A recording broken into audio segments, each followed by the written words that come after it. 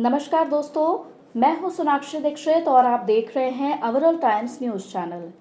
दोस्तों, वर्ष 2024 में 500 वर्षों के पश्चात प्रभु राम के जन्म दिवस का उत्सव उनकी जन्म स्थली पर मनाया गया। इस अवसर पर सूर्यवंशी रामलला के भाल पर स्वयं सूर्यदेव ने अपनी किरणों से तिलक किया।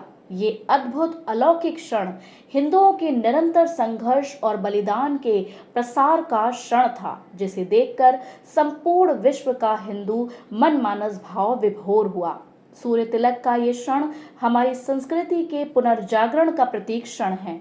अयोध्या के दिव्य भव्य व नव्य राम मंदिर में प्रभु श्री राम का सूर्य तिलक संपूर्ण सनातन हिंदू समाज के कल्याणकारी होने जा रहा है। रामनवमी का पर्व अत्यंत भव्यता और उल्लास के साथ मनाया गया। सूर्य तिलक के अवसर पर प्रधानमंत्री नरेंद्र मोदी ने असम के नलबाड़ी में अपनी चुनावी जनसभा के बाद हेलीकॉप्टर में ही अपने टैब पर सूर्य तिलक का सीधा प्रसारण देखा। श्रद्धा भाव में तल्लीन प्रधानमंत्री ने टैब पर प्रभु राम का दर्शन करते समय भी अपने जूते उतार कर रख दिए थे। इस बात पर सभी का ध्यान गया।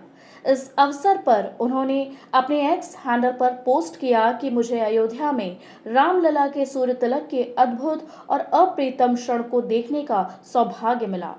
श्री राम जन्मभूमि का ये बहुप्रतीक्षित क्षण हर किसी के लिए परमानंद का क्षण है।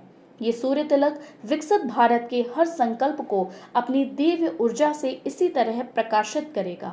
इसके पूर्व प्रधानमंत्री मोदी ने नलबाड़ी की जनसभा में जय श्री राम, जय सिया राम और राम लक्ष्मण जानकी, जय बोलो हनुमान की का उद्घोष करवाकर राम लहर को पुनः जीवंत कर दिया। सूर्य के किरणों से सब प्रभु श्री राम का महामस्तकाभिषेक हो रहा था। उस समय अयोध्या ही नहीं अपितु संपूर्ण भारत का हिंदू समाज उल्लास में डूबा हुआ था। दूर दूर से आ रहे लाखों श्रद्धालु, जिनमें धनी, निर्धन, स्त्री, पुरुष, आबाल, वृद्ध व समाज के सभी वर्गों के लोग थे, अत्यंत धैर्य, संयम व अनुशासन के साथ अपने प्रभु श्री राम का दर्शन करने के लिए आतुर थे। लाखों की भीड़ आने के बावजूद किसी भी प्रकार की कोई अव्यवस्था नहीं हुई।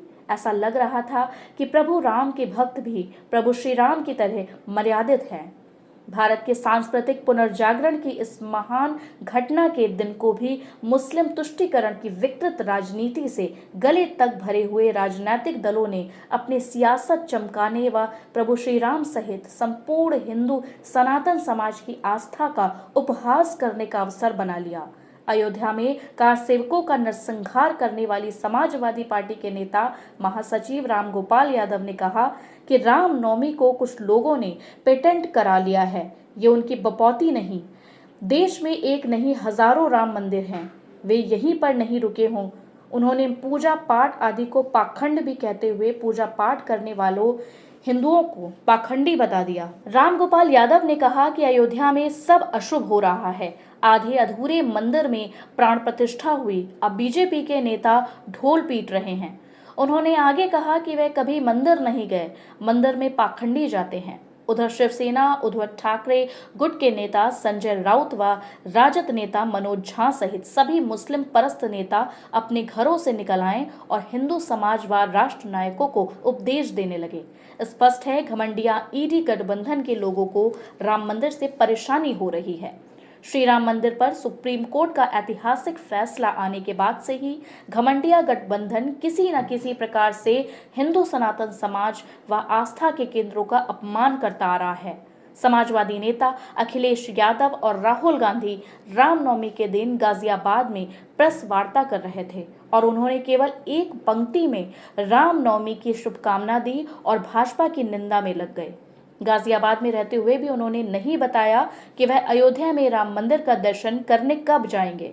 अयोध्या में आ रही लाखों श्रद्धालुओं की भीड़ राहुल गांधी के उन सभी सवालों का जवाब दे रही है जो वह अपनी न्याय यात्रा में जनता से पूछते रहते थे। राहुल गांधी अपनी न्याय यात्रा में आरोप लगाते रहे कि अयोध्या में प्राण प्रतिष्ठा समारोह में बड़े बड़े उद्योगपति व स्टार ही दिखलाई पड़े।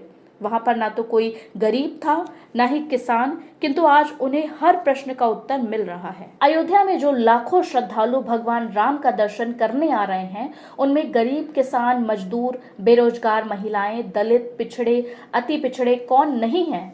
यहाँ तक कि मुस्लिम समाज के लोग भी दर्शन करने के लिए पहुंच रहे हैं। अयोध्या आ रही सभी ट्रेनें पूरी तरह से भरी हुई हैं। कांग्रेस, सपा, बसपा, आम आदमी पार्टी, तृणमूल कांग्रेस, वामपंथी और दक्षिण के द्रमुक सभी दलों ने मंदिर निर्माण के समय तरह तरह के आरोप लगाए। जब मंदिर निर्माण के लिए निधि समर्पण अभियान चलाया जा रहा था, तब भाजपा व संघ को चंदाजीवी कहा गया। जब घर घर अक्षत अभियान चलाया गया, तब उस पर विकृत बयानबाजी की, कोर्ट में जाकर मंदिर निर्माण रोकने का प्रयास किया। आज यही सनातन विरोधी तत्व राम मंदिर बन जाने से आहत हैं, क्योंकि ये इस विवाद की आड़ में मुस्लिम तुष्टीकरण की राजनीति को चमकाए रखना चाहते थे। कांग्रेस ने सुप्रीम कोर्ट में प्रभु श्री राम को काल्पनिक बताया, जय श्री राम को सांप्रदायिक नारा बताया।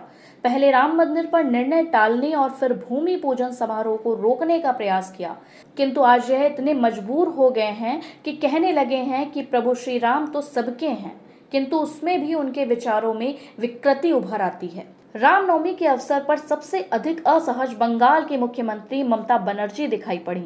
बंगाल सरकार ने दंगों का बहाना बनाकर हिंदुओं को रामनवमी की शोभा यात्रा निकालने की अनुमति नहीं दी, जिससे हिंदू संगठनों को अदालत की शरण में जाना पड़ा, जिसने उन्हें अनुमति दे दी। भड़की ममता ने रामनवमी के पवित्र अवसर पर अंग्रेजी में एक पंक्ति का एक्स पर पोस्ट किया और लिखा, मेंटेन पीस। आजकल ममता बनर्जी के मुंह से केवल एक ही शब्द निकलता है, दंगा, दंगा और दंगा। नितांत आपत्तिजनक भाषण देते हुए ममता ने कहा कि वे लोग आएंगे, किंतु आप सभी को बिल्कुल कूल रहना है। अपने भाषणों से ममता बनर्जी मुस्लिम तुष्टीकरण की पराकाष्ठा पार कर रही हैं।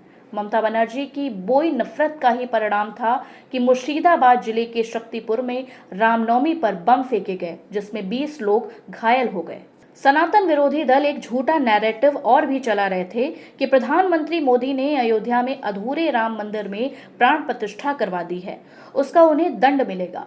किंतु अब समय बदल चुका है। इन दलों ने जिस प्रकार अयोध्या में देव मंदिर का उपहास उड़ाया, अब उसका सूद सहित बदला लेने का समय सनातन समाज के पास आ चुका है। मतदान का समय आ गया है। समस्त हिंदू समाज को ठान लेना चाहिए कि अब की बार उन्हीं को लाना है जो प्रभु श्री राम को लेकर आए हैं। प्रधानमंत्री नरेंद्र मोदी के नेतृत्व में संपूर्ण विश्व में सनातन का डंका बज रहा है। प्रधानमंत्री मोदी के नेतृत्व में सांस्कृतिक उत्थान की लहर चल रही है। अयोध्या में दिव्य राम मंदिर प्रगति पर है। वाराणसी में काशी विश्वनाथ धाम सहित समस्त वाराणसी का अभूतपूर्व विकास हो रहा है। मध्य प्रदेश के उज्जैन में महाकाल लोक का विकास हुआ है। सभी तीर्थ स्थलों को रेलवे व हवाई सेवाओं के साथ लगातार जोड़ा जा रहा है। जहां कोई सपने में भी मंदिर बनवाने की बात नहीं सोच सकता था, ऐसे अबू धाबी में मोदी जी एक हिंदू मंदिर का उद्घाटन करके आए हैं। अयोध्या में प्रभु श्री राम की प्राण प्रतिष्ठा के पूर्व प्रधानमंत्री मोदी ने 11 दिनों का अनुष्ठान किया और रामायण काल से जुड़े सभी मंदिरों की यात्रा की। सनातन संस्कृति के गौरव को बढ़ाने वाले अनेक संकल्प भाजपा ने अपने संकल्प पत्र में रखे हैं। हिंदू समाज को एकजुट होकर प्रभु राम का सूर्य तिलक संभव करने वाले मोदी जी को अपने मत का तिलक लगाना चाहिए, क्योंकि मोदी जी को लगाया गया हिंदू मतों का तिलक सनातन संस्कृति को संपूर्ण विश्व में पुनः सूर्य के समान स्थापित करेगा। धन्यवाद।